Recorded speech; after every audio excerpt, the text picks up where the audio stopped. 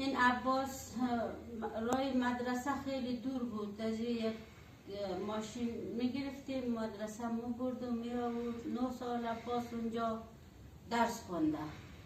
این سال برج 4 ای گرفتاری مریضی شده.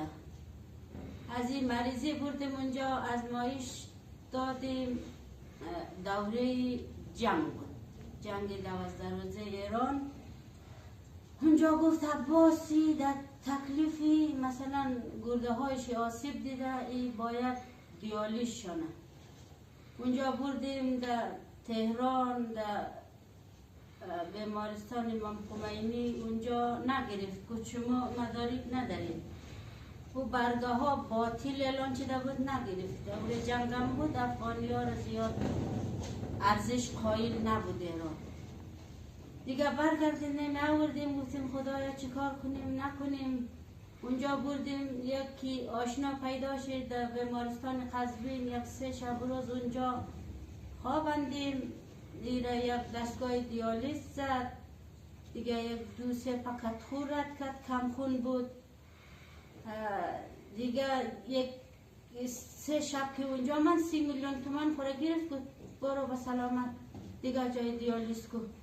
2 روز بعد اونجا بردیم واسه دیالیز نگرفت که شما خانم مدارک ندارید، نمیشه اینجا نمیگیره.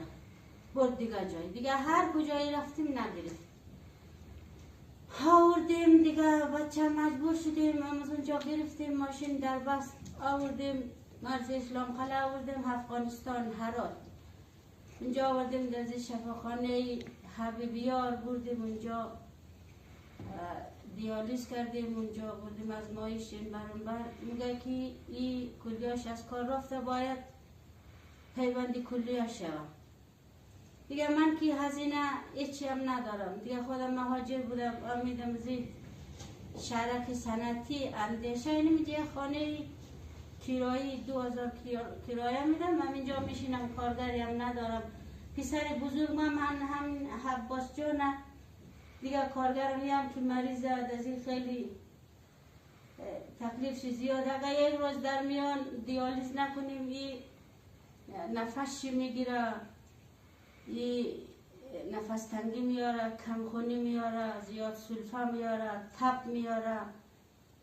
من از عقده من اصلا یک ازمایش دیالیز نمیتونم. یک 2 جای